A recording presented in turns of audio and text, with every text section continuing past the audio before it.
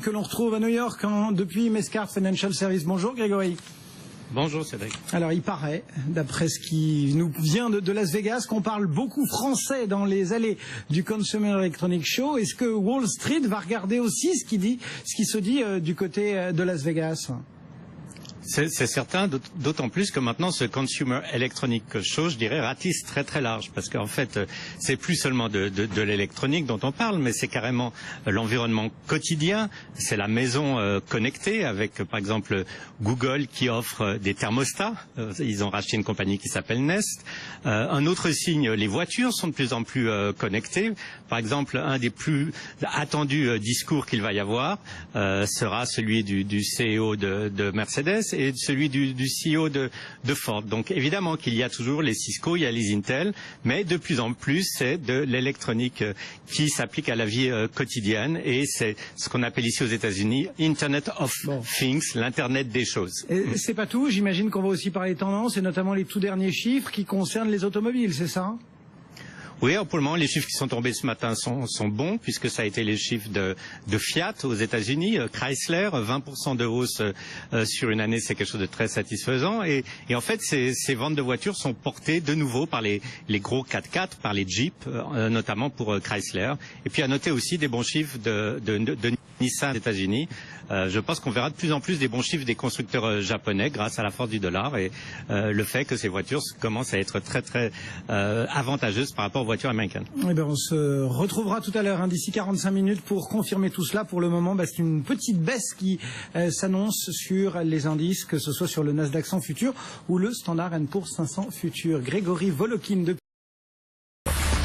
Avec Grégory Volokin que l'on retrouve chez Mescart Financial Services. Grégory, comment se sont passées ces premières minutes, on va dire? La baisse est tout de même assez marquée également, même si on n'a pas encore atteint le score que l'on a de ce côté-ci de l'Atlantique.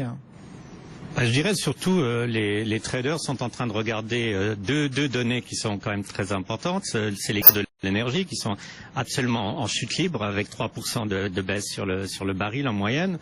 Et puis ce renforcement du dollar qui gagne pratiquement 1% tous les jours face à l'euro. Et qu'est-ce qu'un trader se dit? Un trader se dit évidemment qu'il y a un côté positif pour le consommateur américain.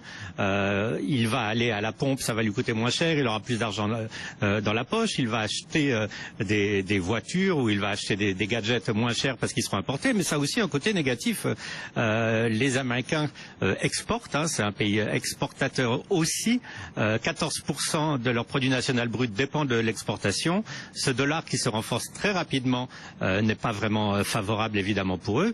Et puis cette chute des prix de l'énergie, il faut pas oublier quand même que le pétrole de schiste, c'est un des piliers de la révolution énergétique américaine. C'était un des piliers des dépenses en capex dans beaucoup d'États des États-Unis, et même un des piliers aussi, je dirais, de l'amélioration du marché de l'emploi. Donc je crois qu'il y a des inquiétudes face à ces deux secteurs qui sont en chute libre. Avec un risque financier également, certains pointent du doigt, notamment une industrie très capitalivore, quoi.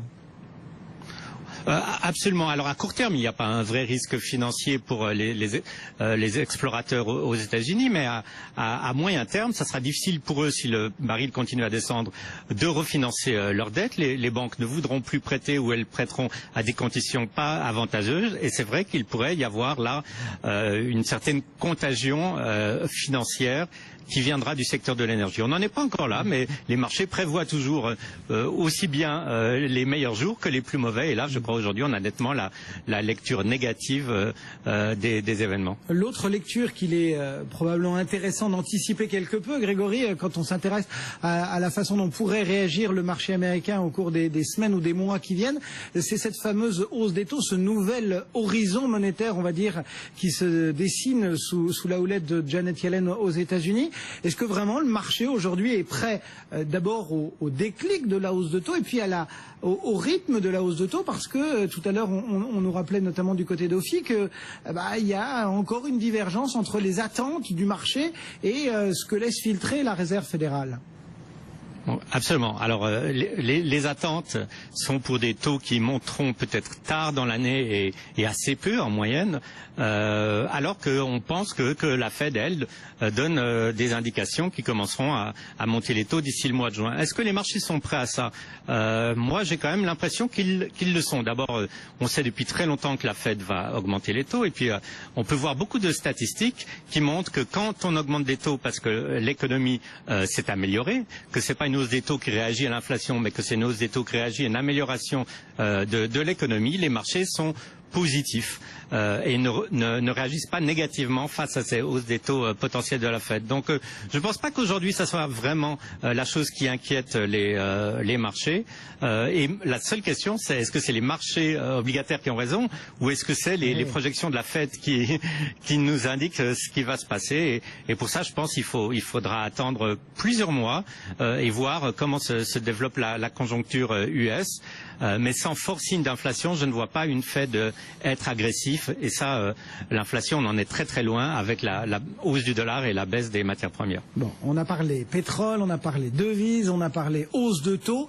Ça, c'est à long terme, on va dire, ou à moyen terme. Aujourd'hui, de quoi parle-t-on aussi du côté des marchés, Grégory ? Il y a plusieurs sujets qui sont assez intéressants. Évidemment, c'est la continuation de l'amélioration du marché de l'emploi. On attend le chiffre de l'emploi vendredi. Ça sera la seule statistique économique importante vraiment de la semaine. Et puis on parle aussi beaucoup de politique, puisque vous savez que à partir de cette semaine, la majorité législative aux États-Unis est républicaine, donc elle est dans le camp opposé de celui du président. Et il y a quand même un certain espoir que les deux partis arrivent à s'entendre sur certains dossiers. Moi, j'ai l'impression surtout qu'il y a la possibilité que ces deux partis ne s'entendent pas sur les dossiers les plus importants, qui sont en fait, pour le moment, l'immigration aux États-Unis, la réforme fiscale, ce qui semble être extrêmement compliqué, et même un projet assez simple comme celui du pipeline, du gazoduc, qui devrait descendre du Canada aux États-Unis, Keystone, avec beaucoup de supporters aussi bien républicains que démocrates. Même ça, c'est un projet qui risque de ne pas passer à cause d'un veto potentiel du président. Eh bien voilà un petit peu tout ce qu'on pouvait se dire. On est aussi en plein épisode techno entre guillemets aux États-Unis avec ce fameux CES, le Consumer Electronics Show de Las Vegas. Comment est-ce que Wall Street vit au rythme de la techno, que ce soit du côté de Las Vegas, que ce soit du côté de Snapchat dont on a beaucoup parlé, que ce soit aussi du côté de la neutralité du net qui vient un petit peu saupoudrer toute cette thématique? Oui. Alors pour Wall Street, c'est en fait très intéressant parce que c'est vraiment la technologie qui en ce moment est en train de créer de la richesse et de créer des emplois, et Wall Street évidemment en profite. C'est eux qui introduisent les actions en bourse, c'est eux qui sont les banquiers d'investissement ou les compagnies d'equity, de private equity. Donc Wall Street évidemment est très très encouragé par cette progression du secteur. Et même je dirais à New York, c'est très intéressant de voir que la plupart des emplois créés actuellement ne sont pas forcément créés dans le secteur de la finance, ils sont beaucoup plus créés dans des secteurs qui sont proches de la technologie, par exemple des réseaux sociaux ou de l'Internet. Et l'Internet, justement, je pense que ça va être une des grandes discussions politiques de cette année, puisqu'il y a un jugement qui va être donné par la Commission qui est en train de régulariser tout ce qui est Internet. On parle de net neutrality. Alors qu'est-ce que ça veut dire net neutrality? Ça veut dire que, en fait, tout échange sur Internet devrait être considéré de la même façon et tarifé de la même façon, que ça soit 3 mots ou que ça soit un film qui consomme beaucoup de bandes passantes. Et là, il y a un énorme débat aux États-Unis, puisqu'il commence à y avoir des compagnies de téléphone, par exemple, qui essayent de faire payer l'accès d'une façon importante pour beaucoup de bandes passantes. La grande discussion, est-ce que l'Internet est neutre ou est-ce que l'Internet peut être régularisé comme le gaz ou l'électricité? Eh bien, on suivra tout cela et l'accueil que les marchés financiers pourront réserver aussi à cette donnée-là. Merci beaucoup Grégory Volokin qui nous répondait depuis Mescart Financial Service à New York. Petit coup d'œil sur les indices où on se rapproche également à New York du % de baisse pour le moment. Le Dow Jones moins 1,02, le Nasdaq moins 0,9%. À Paris, on flirte avec les 3%.